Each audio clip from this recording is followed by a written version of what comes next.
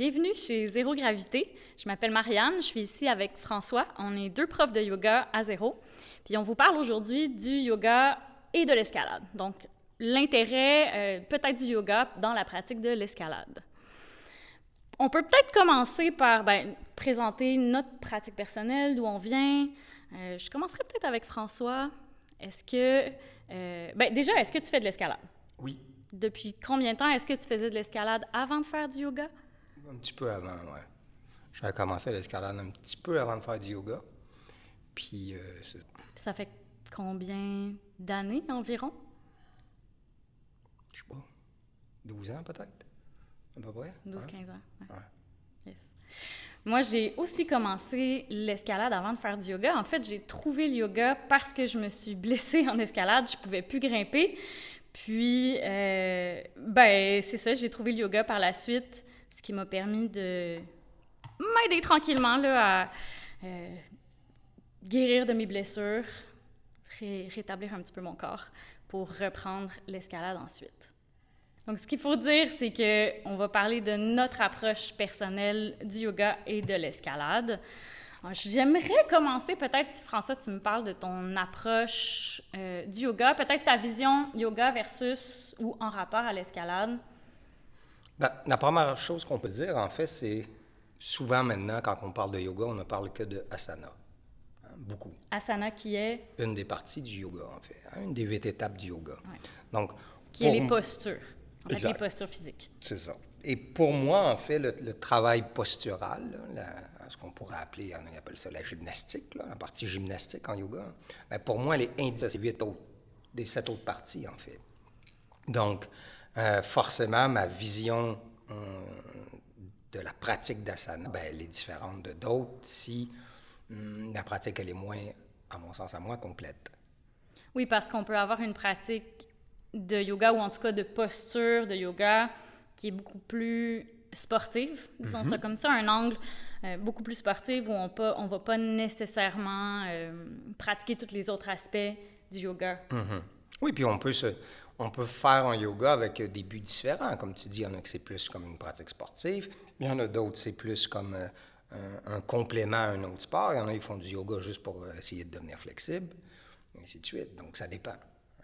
Donc, moi, mon approche, elle est beaucoup plus, j'ai envie de dire, globale sur toute ma pratique de yoga. Donc, quand je vais travailler, pour moi, le travail de l'asana, en fait, c'est un travail sur l'axe du corps, en fait. Donc, l'alignement est super important. Et il n'y a pas une recherche de performance, en fait, dans ma pratique de yoga. Il n'y a pas non plus... en fait, tous les bienfaits que peut apporter la pratique de yoga, que ce soit la flexibilité ou un peu plus de stabilité, un peu plus de force, pour moi, ce n'est pas une recherche, ça peut être un sous-produit de la pratique, mais ma pratique, elle n'est pas orientée par rapport à ça. Puis là, tu as dit qu'il y avait 7 autres parties, en fait, à la pratique du yoga. Est-ce que tu peux nous expliquer un peu c'est quoi? Ça va partir de différentes règles morales, autant personnelles que sociales. Ensuite, il y aura la pratique des asanas, il y aura la pratique avec la respiration. Après, on tombe dans des pratiques plus orientées vers la méditation, qu'on peut parler du retrait des sens, la concentration, et ainsi de suite. Donc, dans ta pratique posturale, tu viens aussi intégrer ce genre ces autres aspects-là du yoga. Oui. Versus escalade. Donc, pour toi, peut-être, quelle est ton approche de l'escalade? Voilà, à l'âge que je suis rendu, j'ai une approche pépère. Pépère, OK, c'est-à-dire? Peut-être ton évolution là-dedans, est-ce que tu as toujours eu la même approche qu'aujourd'hui dans l'escalade? Non, j'ai beaucoup plus poussé au début et je me suis beaucoup blessé. Puis à un moment donné, j'ai été tanné d'avoir ces espèces de douleurs-là. Et tout mon approche, en fait, a changé. Plus je faisais des formations en yoga, plus je comprenais c'était quoi cette discipline-là. La façon que mon prof me l'a enseigné, puis la façon que je l'ai reçu, puis je l'ai compris, de moins en moins, j'allais dans des espèces d'excès. Donc oui, aujourd'hui, je grimpe beaucoup plus par plaisir, puis voilà. Puis est-ce que tu grimpes encore régulièrement? Oui, quand même. C'est-à-dire? Je sais pas, 3 fois par semaine peut-être. Je fais presque juste du bloc, par contre. Puis au niveau du yoga, tu pratiques? Oui. Combien de fois par semaine? Mais à tous les mettons, jours. pour faire un rapport, c'est ça, avec l'escalade. Mettons, on dit, tu pratiques l'escalade 3 fois par semaine du bloc, puis yoga tous les jours. Oui, à tous les jours. Est-ce que tu pratiques au niveau postural, les postures physiques du yoga tous les jours? Oui. OK. Ouais. Pour ma part, j'ai aussi... Ben c'est ça, j'ai commencé l'escalade, je suis vite tombée là-dedans. Une recherche aussi un peu plus de performance. Évidemment, il y a les cotations en escalade, donc on veut grimper plus fort, on veut performer plus. Puis je me suis blessée assez rapidement parce que, ben déjà, j'étais pas sportive avant de commencer l'escalade, donc je me suis... j'avais pas une bonne base physique. Je me suis blessée rapidement à cause de ça, mauvaise technique, mauvaise base de fitness au départ. Ce qui a fait que j'ai dû arrêter l'escalade pendant un bon laps de temps. Je me suis subluxé une épaule, je me suis fait une couple de blessures, en bref. Puis, c'est pendant un temps d'arrêt que j'ai découvert le yoga. J'ai découvert le yoga à zéro gravité, avec François d'ailleurs. J'étais absolument pas flexible. Je dirais pas encore que je suis super flexible, mais bon, j'ai quand même gagné énormément à ce niveau-là. Mais... oui, ça. Puis le yoga est vite devenu aussi pour moi une pratique beaucoup plus large que juste la pratique des postures. Puis aujourd'hui, ben à peu près comme toi, en fait, je pratique le yoga à tous les jours. Puis l'escalade, on parle de 3 à 4 fois semaine. J'ai quand même encore une approche un peu plus de performance en escalade. J'ai envie de grimper plus fort. J'ai des projets en extérieur, j'ai des projets... en intérieur au niveau cotation. Donc, j'ai comme envie de pousser à ce niveau-là. Mais ma pratique de yoga est beaucoup plus dans l'expérience de la chose, disons ça comme ça. Par contre, ça m'arrive assez souvent d'orienter ma pratique posturale en yoga pour, entre guillemets, obtenir des gains en escalade. Parce que, de toute façon, une pratique comme le yoga a un impact sur le corps, sur la tête, sur la respiration aussi, si on pratique à ce niveau-là, qui ont tous des impacts sur l'escalade. Donc, si on vient peut-être diviser ça, si on parle vraiment de l'impact qu'une pratique de yoga peut avoir, disons, une pratique de yoga générale peut avoir sur l'escalade, je diviserais ça en 3 grandes parties, c'est-à-dire le physique, le mental et respiration, qui vient faire le pont un peu entre les deux. Donc, si on commence peut-être au niveau physique, François, je suis intéressée à t'entendre à ce niveau-là. Est-ce que tu as vu un impact au niveau de ta pratique posturale sur tes performances, entre guillemets, en escalade ou sur ta façon de bouger en escalade? Oui. Quel genre d'impact? Bien, peut-être avant toute chose, il faudrait aussi définir un autre petit truc, c'est que, comme on disait au début, là, on peut avoir une pratique en yoga qui est très sportive. Oui. Mais qu'est-ce que c'est en fait la différence au niveau physique entre un sport puis une pratique de yoga qui serait, on va dire, dans la façon que moi je le pratique, non pas orienté vers une recherche de performance ou de type sportif, ben c'est qu'un sport, en fait, lui, il va surutiliser le corps dans une série de mouvements pour aller chercher de plus en plus de résultats face à ces mouvements-là. Comme si on prend, par exemple, le tennis. On sait tous qu'il y a très peu de joueurs ambidex, en fait. Donc, ils sont souvent sur le même bras, et ainsi de suite. L'escalade, il y a plus de mouvements variés, en fait, en tant que sport, mais n'empêche qu'il y a beaucoup dans les mouvements, en fait, employés à l'escalade, il y a beaucoup de trucs qui, au niveau... Si je compare avec le yoga, au niveau de l'alignement de l'axe du corps, bien, il y a des trucs qui ne font pas de sens, en fait. Qui ne vont pas, en fait, chercher un équilibre dans le corps, mais encore une fois, qui sont beaucoup plus dans une recherche de performance. En yoga, en fait, ce qu'on veut, dans une pratique globale, on cherche beaucoup plus un équilibre dans le corps. Donc, forcément, il y aura un impact. Si, en plus, on fait un yoga, j'ai envie de mettre des guillemets, mais j'ai envie de dire intelligent face à notre pratique sportive, bien, ça va aider à rééquilibrer les débalancements, en fait, ou les surdéveloppements que va amener notre pratique sportive. Donc, l'escalade, entre autres, c'est très orienté sur une force, en fait, qui est ramenée vers le centre. Donc, en yoga, cette force-là, elle est utilisée, mais il y a une recherche aussi d'expansion, en fait. En yoga, on parle souvent de flexibilité, là, c'est le mot qui revient souvent, mais une espèce d'aisance dans la mobilité de tout ça, qui, des fois, peut être un peu plus en compression avec certains mouvements. Je pense à des mouvements d'escalade, des fois, où le corps subit une forte pression. En plus, il y a toute cette notion d'équilibre, parce qu'on est face à un environnement dans lequel on peut chuter.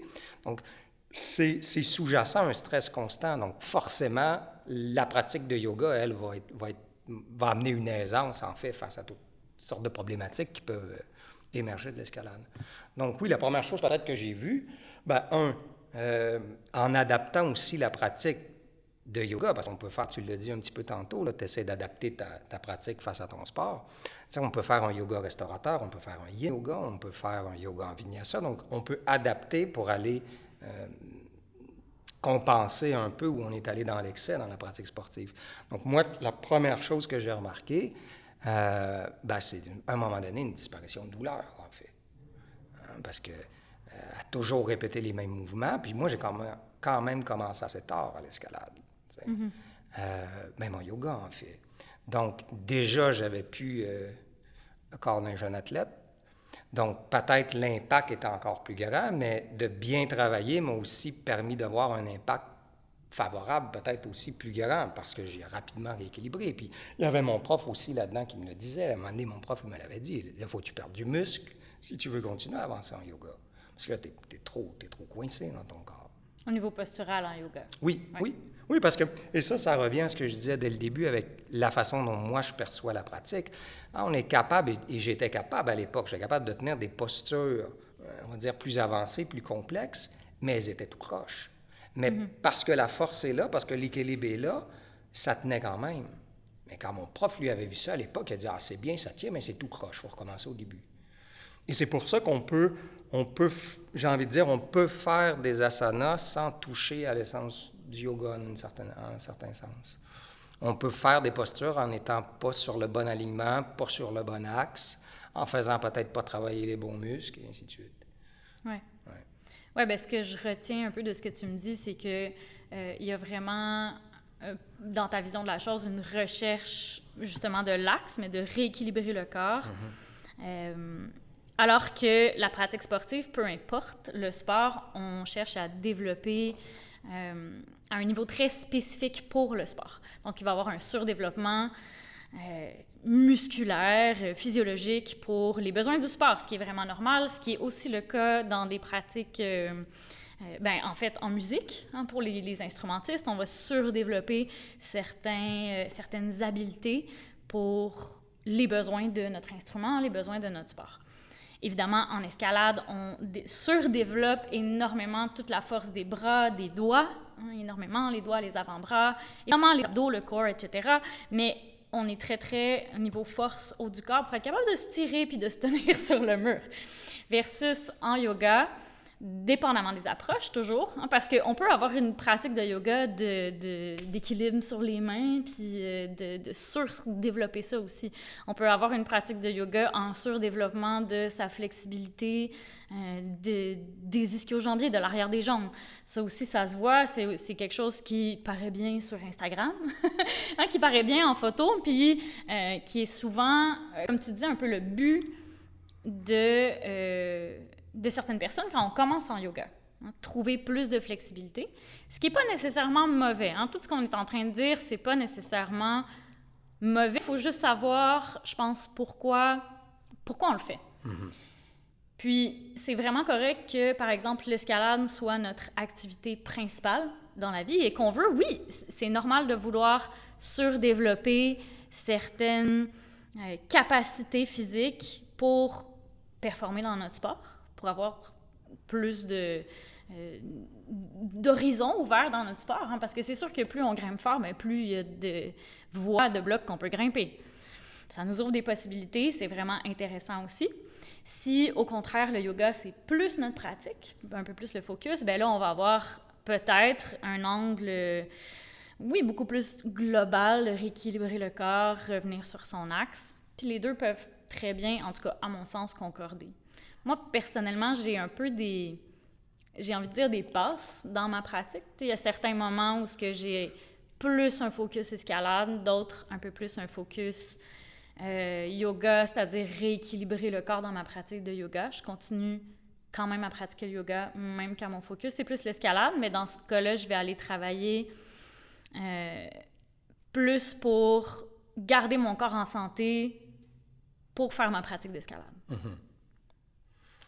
Puis l'autre intérêt, mais là, on tombe peut-être plus déjà sur le côté mental de la chose, mais la pratique du yoga aussi, dans son essence, c'est un acte de conscience, hein, que ce soit pas juste dans l'asana, mais autant dans ce qu'on parle un peu brièvement là, des autres différentes étapes, ne serait-ce qu'aller vers la méditation, c'est un acte de conscience. Donc, dans le travail de l'asana, si la conscience, elle est là avant tout, bien, des fois aussi, on comprend mieux, espérons-le, hein, notre corps, la façon qu'il se comporte. Et des fois, moi, ça m'est arrivé, pour ramener sur une autre chose que ça m'a amené, en fait, le yoga par rapport à ma pratique d'escalade, c'est que des fois, j'observais que j'avais la capacité de faire certains mouvements à l'escalade, mais je voyais l'impact que ça faisait sur le corps. Et là, par choix, moi, j'ai dit, ben là, je ne vais plus dans ce genre de mouvement-là, parce que je comprends trop ce que ça peut me faire subir, en fait, puis j'en ai pas le goût. Ouais. Mais moi, ça me dérange pas d'essayer de trouver une... Hein, vu que je fais beaucoup de blocs, il faut que je fasse une problématique. Je pourrais la passer, mettons, en faisant un effet de levier avec le bras, puis en barrant le coude. Je me permets pas ça. Donc, je vais essayer de trouver une autre façon. Moi, je trouve ça le fun. Essayer de trouver une autre façon, en respect avec ma compréhension du corps et de ma pratique de yoga, de dire est-ce que je suis capable de m'installer dans ce problème de bloc-là et de le sortir autrement, en fait, sans pousser vers quelque chose qui, pour moi, m'apparaît plus néfaste qu'autre chose. Bien, après, ça dépend un peu de notre approche, parce que ce que tu es en train de dire, c'est que tu veux pouvoir pratiquer à long terme. Hein? C'est d'avoir une pratique qui est durable, qui est non dommageable pour le corps à long terme.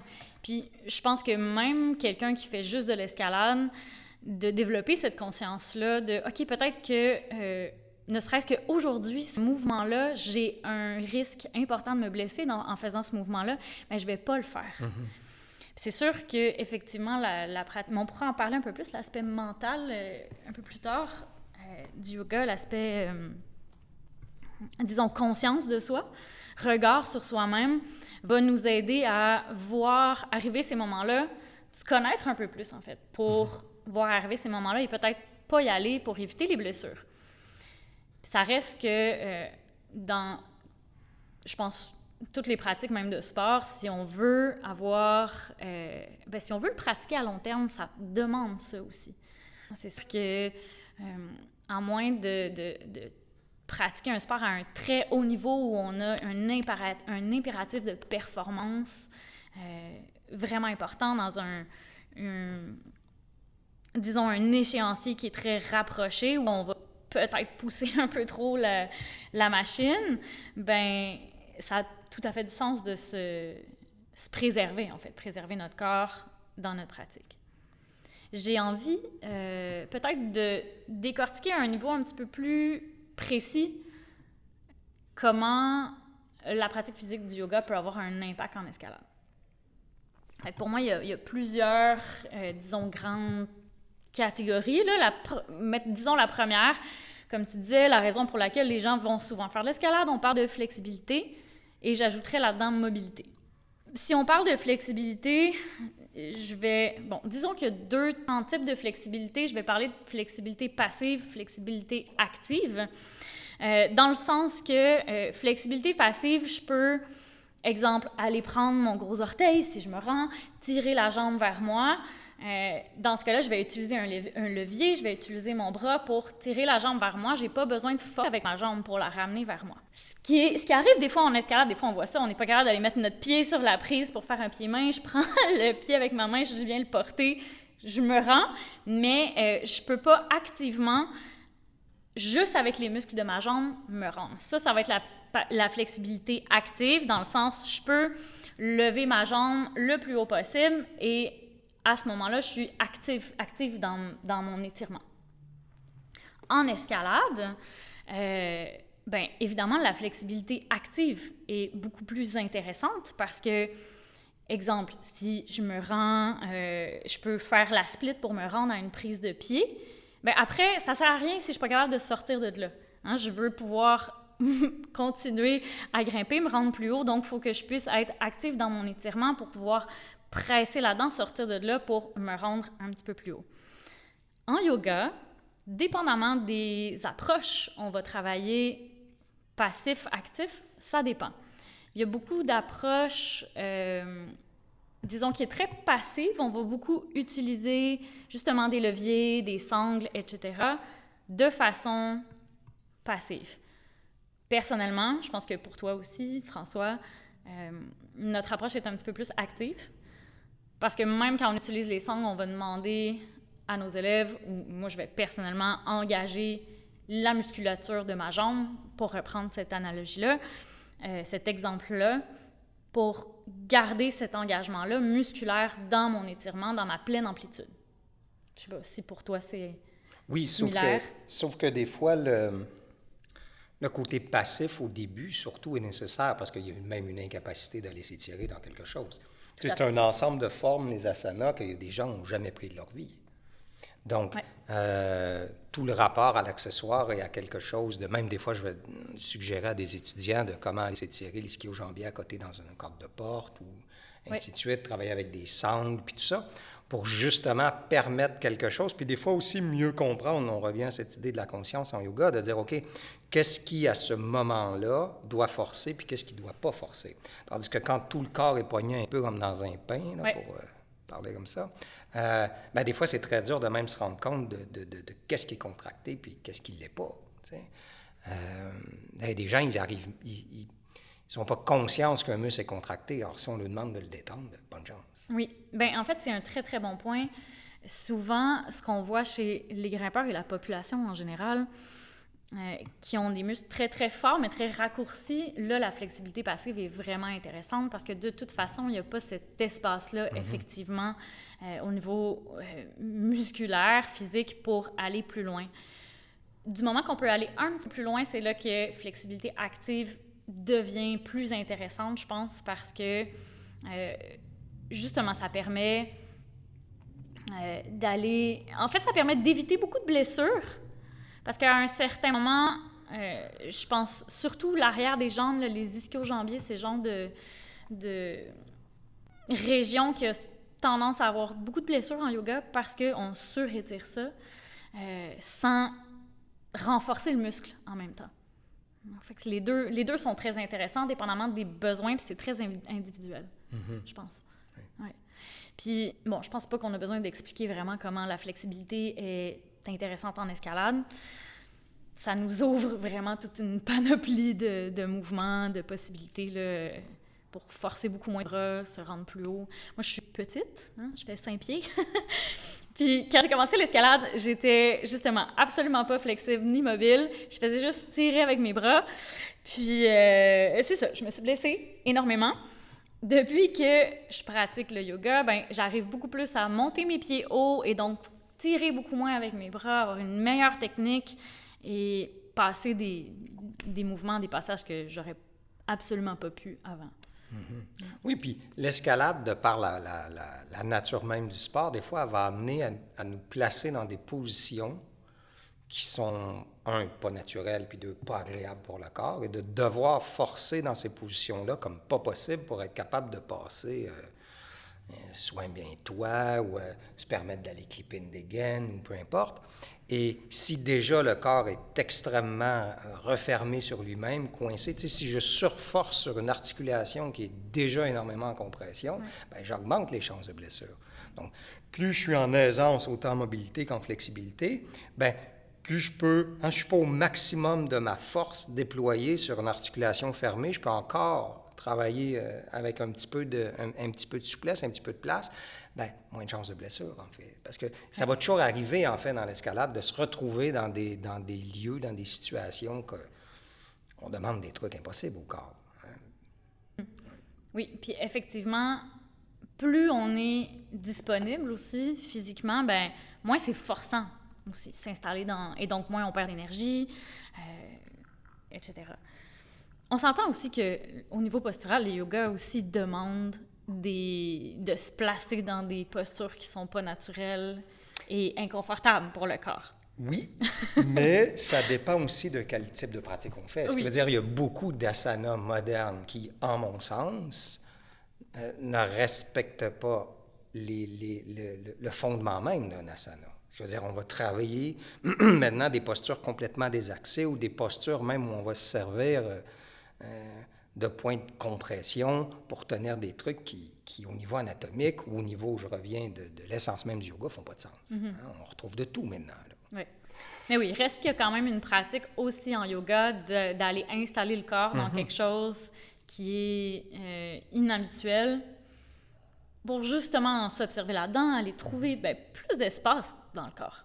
Puis l'autre chose aussi qui est intéressant avec l'escalade, c'est même si quelqu'un n'a pas le vertige ou n'a pas nécessairement peur de tomber, reste qu'il y a toujours cette espèce de relation-là à l'équilibre et à la peur sous-jacente de tomber. Mm-hmm.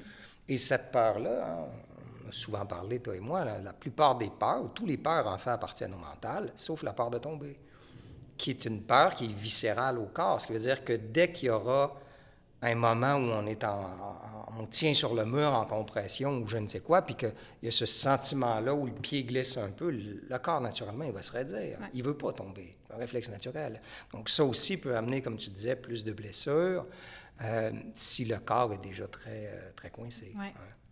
Fait qu'on a parlé de flexibilité. J'aimerais définir mobilité aussi, parce qu'on a parlé de mobilité un petit peu. On va dire très brièvement que la mobilité, c'est l'amplitude de mouvement qu'on peut avoir dans nos articulations. Puis ça, c'est un aspect qui est vraiment important, autant en yoga qu'en escalade, mais particulièrement en escalade. On veut que le corps soit... Moi, je travaille beaucoup encore là en mobilité active.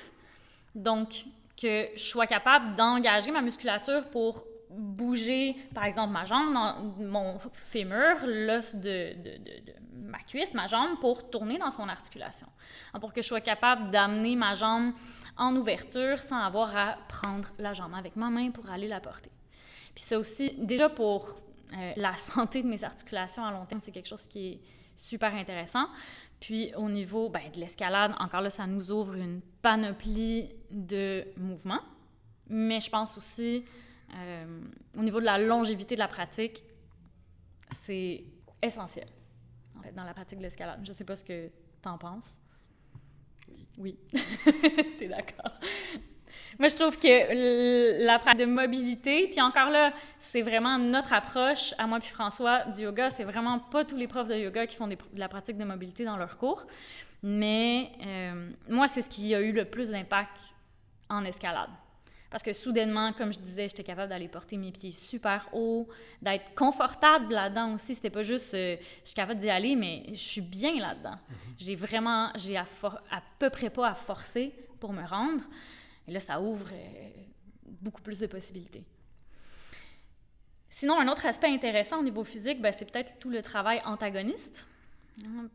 Donc, si on définit rapidement ce que c'est un muscle antagoniste, les muscles agonistes sont les muscles qu'on va utiliser, disons, qui se contractent quand on vient faire un mouvement. Donc, exemple, en escalade, on tire.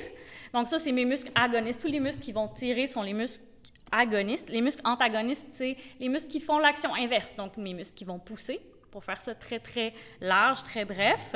Disons, donc, retenez action opposée à ce que vous faites en général. Donc, comme je disais, en yoga, on pousse énormément. On va travailler beaucoup sur les bras, mais beaucoup en poussée, en résistance aussi. Ce qui est équilibre sur les mains, par exemple, on est en résistance. Ce qui vient travailler, justement, tous les muscles opposés à l'action qu'on fait généralement en escalade. Puis, si on veut encore en santé, si on veut pratiquer à long terme, c'est important aussi de renforcer les muscles contraires à ce qu'on utilise en général parce que un corps déséquilibré a beaucoup plus de chances de se blesser. Hein. Si j'ai les biceps hyper musclés, puis que mes triceps ne le sont pas, ben c'est sûr qu'à un moment donné, il y a quelque chose qui va lâcher là-dedans. Hein. C'est sûr qu'il y a beaucoup plus de risques de blessures. Donc, en yoga, pour ça, il y a vraiment un intérêt aussi, je pense, dans la pratique posturale. Dernier point, peut-être au niveau physique, on parle de stabilité, équilibre. On travaille beaucoup en équilibre sur les pieds, mais les mains aussi, un petit peu moins utile pour l'escalade, mais au niveau équilibre sur les pieds, c'est quelque chose qui est vraiment utile parce qu'en escalade, on essaie d'être le plus possible sur nos pieds, à moins d'être en dévers. Donc, encore là, je pense que c'est quelque chose qui est très, très utile. Puis il y a vraiment moyen, par exemple, dans ma pratique personnelle, d'aller travailler des postures qui sont proches des mouvements qu'on va faire en escalade. Je pense, par exemple, au drapeau, en toutes les postures un peu plus en ouverture, qui sont très, très proches des mouvements d'escalade. Ben, ça me permet d'aller travailler ça, mais autrement que sur le mur. En fait. Oui, puis les postures d'équilibre, en fait, ça pourrait nous amener sur le prochain point, oui. Parce que les postures d'équilibre, au-delà de faire travailler le corps aussi, ça fait travailler la concentration, le focus. Donc, ça aussi, ça aide à l'escalade. Oui, bien, justement, deuxième point, niveau mental. Mm-hmm. Donc, en yoga, il y a tout l'aspect méditation dont on pourra parler, mais même juste dans une pratique d'asana, on cherche à avoir un regard sur soi-même, un regard neutre. On essaie de s'observer un peu dans la pratique pour juste voir comment on se sent, avec quoi on arrive, qu'est-ce qui se passe dans notre tête, ce qui est une habileté qui peut être vraiment intéressante en escalade, parce que souvent en escalade, on est tellement focus sur la prochaine prise à atteindre, où est-ce que je me rends, mais ce qui fait que des fois, on perd contact avec ce qui se passe dans notre corps, et donc on bouge moins bien pour se rendre, alors que si on gardait quand même conscience sur notre corps, sur le contact de, exemple, mes pieds avec la roche, mais peut-être que je vais utiliser mon corps un petit peu plus adéquatement pour me rendre à cette prise-là. Ben, l'autre truc qui est intéressant avec l'aspect mental, c'est que puis là, même je vais sortir un peu de la pratique purement asana dans le yoga, mais en yoga, en fait, ce qu'on va essayer de développer, c'est la part de faire un geste, une action au-delà d'une réaction. Mm-hmm. Ouais. Autant avec les pratiques de méditation et ainsi de suite. Mais même dans l'asana, on va retrouver ça, ce qui veut dire on ne veut pas consciemment, on veut consciemment faire quelque chose et non pas inconsciemment faire quelque chose, même au niveau de la musculature. Alors, je me rappelle une étudiante qui était une ancienne gymnaste et elle avait de la difficulté avec ses flexions arrière, parce qu'elle a fait beaucoup d'équilibre dans son passé de gymnaste. Et pour que ça tienne, pour que l'équilibre tienne, bien, elle avait développé cette espèce de réaction, cette habitude-là à contracter toute la musculature pour que ça tienne, en fait. Quand tu t'en vas en flexion arrière, il faut que tu relâches le ventre. Mm-hmm. Mais elle, ça lui a pris longtemps avant de le comprendre. Mais le jour où elle l'a compris, elle a fait « Ah, mon Dieu, OK, c'est ça que tu dis, oui. » Tandis que dans une pratique sportive, on veut, à l'inverse de ça, développer certains gestes automatiques. Oui. Pour arriver à répondre plus vite. Si je pense, je ne sais pas, moi, un gardien de but, je donnais justement l'exemple l'autre fois dans un cours de méditation, il ne regarde pas la POC en pleine conscience. Non, il réagit à la POC qui s'en vient pour l'arrêter. Mais en yoga, on veut s'éloigner de ça. On veut comprendre qu'est-ce qui doit forcer. Tu en parlais tantôt avec agoniste, antagoniste. Qu'est-ce qu'on veut qu'il force dans une posture? Qu'est-ce qu'on veut qu'il relâche dans une posture?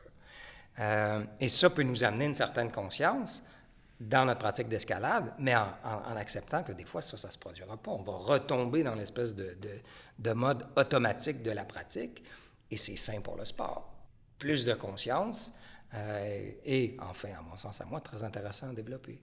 Mais plus de conscience, si on amène, parce qu'il y a tout l'aspect psychologique au niveau de la peur en escalade qui est vraiment important, qui a beaucoup d'impact également sur nos performances, en fait, sur la pratique, nos performances. Puis toute cette conscience-là de soi, on peut parler de pleine conscience, justement, méditation, cette pratique-là. Si on développe une conscience de soi, ça nous permet de comprendre de quoi on a peur. Parce que La peur, souvent, bon, on peut avoir la peur de tomber, mais il y a plein d'autres peurs en escalade. Ça peut être aussi plus la peur du jugement des autres. Des fois, on se retient de grimper parce que les gens nous observent. Ou il y a plusieurs possibilités de peur en escalade. Puis déjà, si on veut travailler sur ça, travailler sur l'aspect mental en escalade, il faut déjà savoir qu'est-ce qui se passe à l'intérieur de soi. T'sais, d'où on arrive. C'est là que la pratique de conscience, d'observation de soi peut être vraiment utile. Puis après, en méditation, par exemple, on va pratiquer beaucoup à ne pas réagir à ce qui se passe. On observe, on essaie de ne pas réagir à ça. C'est la même chose en escalade. Si je suis au-dessus de ma dégaine, je suis en train de grimper, je sens que je commence à paniquer, c'est le fait de réagir à cette peur-là, ces sensations-là, qui sont physiques souvent d'abord, ou ces pensées-là qui reviennent, peut des fois me faire mal agir. Donc, potentiellement faire des actions qui peuvent être dangereuses. Donc, le fait d'avoir une pratique qui me permet de prendre du recul par rapport à ça peut aider à retrouver un focus sur ce que j'ai à faire dans le moment, c'est-à-dire grimper, aller chercher la prochaine prise, aller clipper ma dégaine, placer ma protection. Donc, c'est ça, je pense que ça peut être un outil vraiment important, vraiment utile pour la pratique de l'escalade. Surtout à l'extérieur, quand on a un potentiel de danger plus important. Moi, je pratique beaucoup le trad, l'escalade traditionnelle. C'est le genre de choses... j'essaie d'intégrer à ma pratique d'escalade tous ces outils-là que j'ai développés en yoga. Un autre des bons outils que le yoga nous enseigne, encore là, des fois, il faut sortir de la simple pratique de l'asana, c'est de laisser aller, en fait. Ouais. Et on a beaucoup parlé, en fait, de la blessure au niveau physique, mais il y a beaucoup de blessures qui vont arriver dans une pratique sportive, l'escalade inclus. C'est notre mental qui va amener à la blessure parce qu'on pousse trop. On le sait, des fois, on va travailler avec... même on a mal au genou, on continue quand même à faire la pratique sportive. Je suis capable, je vais me pousser plus loin. Je veux dire, on est capable de se faire endurer tout ce qu'on veut avec notre mental. Ouais. Et des fois, ça va engendrer des blessures. Avec une pratique, et là, on revient à cette notion d'équilibre qui est si importante au yoga, des fois, il faut dire, j'y arrive pas, et c'est assez. J'ai atteint, et d'où l'importance de toujours terminer un cours de yoga avec une période où tout ça meurt un peu, Shavasana, on s'installe, on laisse mourir tout ça, on arrête. On repart, on laisse ça derrière, on repart sur autre chose. Donc, de savoir développer par rapport, encore une fois, au regard à soi, quand on est en train d'aller trop loin, puis d'être capable de l'accepter, en fait, c'est important. Parce que ça aussi, ça peut engendrer beaucoup de blessures. Oui, au final, c'est une meilleure connaissance de soi et donc potentiellement des meilleures décisions par rapport à ça. Je pense qu'au niveau mental, c'est sûr qu'on pourrait approfondir énormément là, au niveau méditation, etc., mais on ne va peut-être pas aller aussi profondément là-dedans. Ça donne une bonne idée. Je pense vraiment qu'on peut travailler avec les outils du yoga pour développer beaucoup plus de résilience puis de force mentale. Pour moi, ça peut être un entraînement aussi, s'entraîner mentalement pour l'escalade. Puis le yoga est vraiment plein d'outils pour ça. Peut-être le dernier point qui fait le pont entre les deux, mental et physique, ça serait la respiration.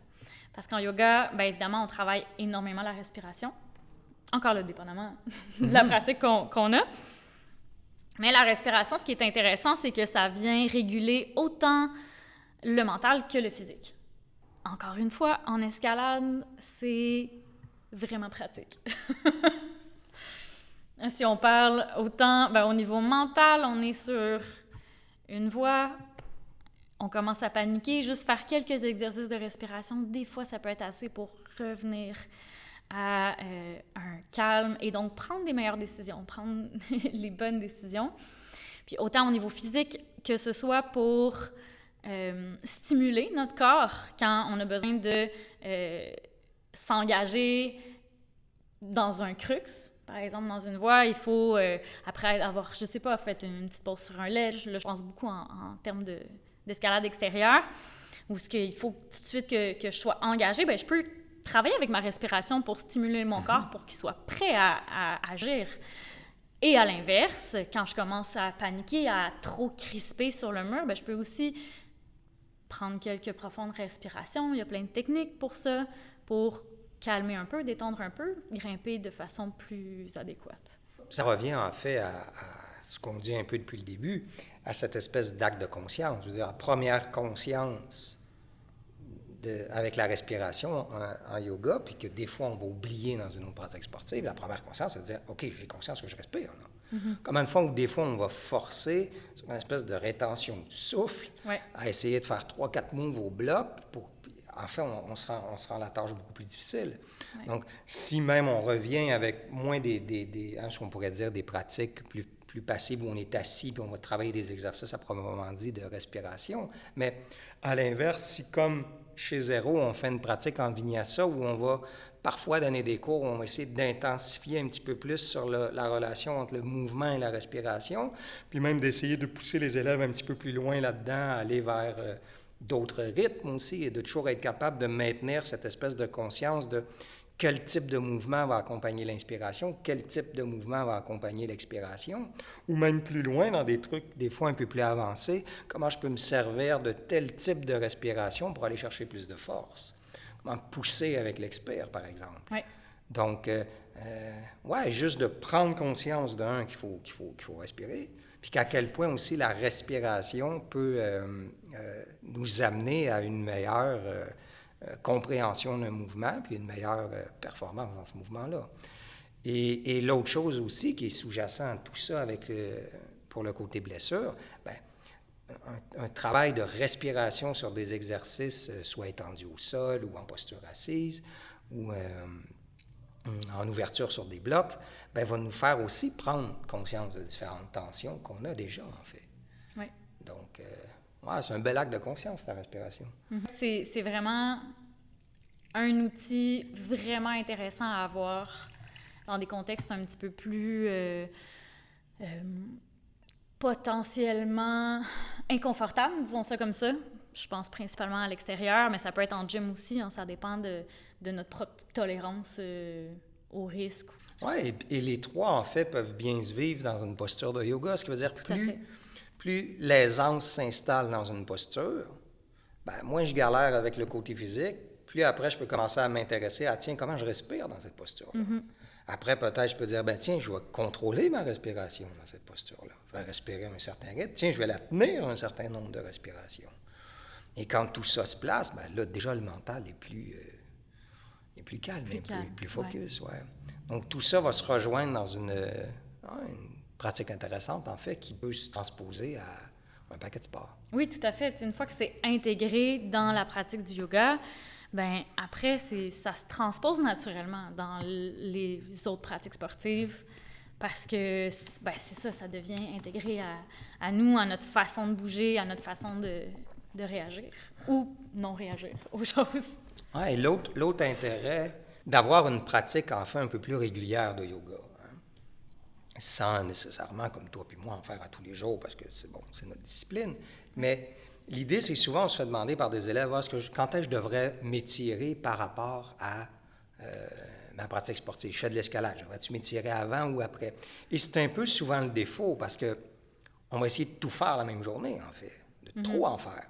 Donc, dans un endroit comme Zéro Gravité, ce qui est intéressant, c'est que les gens ont accès aux deux. Donc, grimper une journée, faites du yoga une autre journée. Mais de s'étirer plus régulièrement, en fait, sur une longue période, va être beaucoup plus bénéfique que de dire, tiens, chaque fois que je fais, 2-3 heures d'escalade, après, je m'étire 5 minutes. Mm-hmm. Comme dans tout, on veut répéter, en fait. On veut plus faire peut-être, des courtes périodes, mais régulières. On veut avoir une régularité pour que le corps réenregistre. C'est vraiment... Comme au niveau mental, plus on répète les mêmes affaires dans notre tête, plus on risque d'y croire ou de... C'est ça. Non, mais... On n'ira pas là aujourd'hui. Non, mais ça devient... c'est ça, plus on répète le même genre de pratique, ben plus ça devient intégré dans notre corps, plus c'est facile. Donc oui, effectivement, j'ai pu... C'est rare maintenant que je fais des grosses séances de flexibilité, mais je fais des postures très souvent, en fait. Au cours de ma journée, je vais pratiquer au niveau postural, ce qui fait... Puis j'ai vu beaucoup plus d'impact. Ma flexibilité s'est développée beaucoup plus en faisant ça qu'en pratiquant pendant 1 heure à étirer l'arrière de mes jambes. En fait, je me suis blessée en faisant ça. Ne faites pas ça à la maison. Ça, c'est une autre chose, en fait. Ça, c'est le véritable asana, en fait, devrait vivre dans le geste du journalier. Ouais. Bien, de toute façon, si vous vous étirez 1 heure dans votre journée, vous avez après 23 autres heures pour que vos muscles redeviennent super tendus. Donc, c'est intéressant d'avoir des petites pratiques de yoga une fois de temps en temps dans la journée, juste pour une coupe de posture, ramener un petit peu d'ouverture dans le corps, versus... Après, je dis pas que c'est pas intéressant de faire 1 heure aussi, mais plus de régularité, je pense, et surtout, est la clé. Fait que ce qu'on en comprend, c'est que toi, tu dors sous tension. Je dors sous tension. Je pense que ça fait pas mal le tour. Évidemment, ben c'est ça, on peut aller beaucoup plus en profondeur dans tous ces aspects-là. On pourrait parler autant du niveau physique, mental que respiration, probablement pendant des heures. Mais ça fait une vue globale, je pense, de la chose.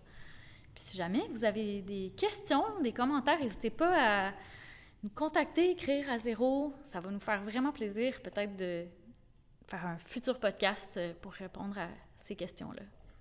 Oui, puis surtout, ben, venez nous voir chez Zéro, faire des cours avec nous. Oui, à la prochaine!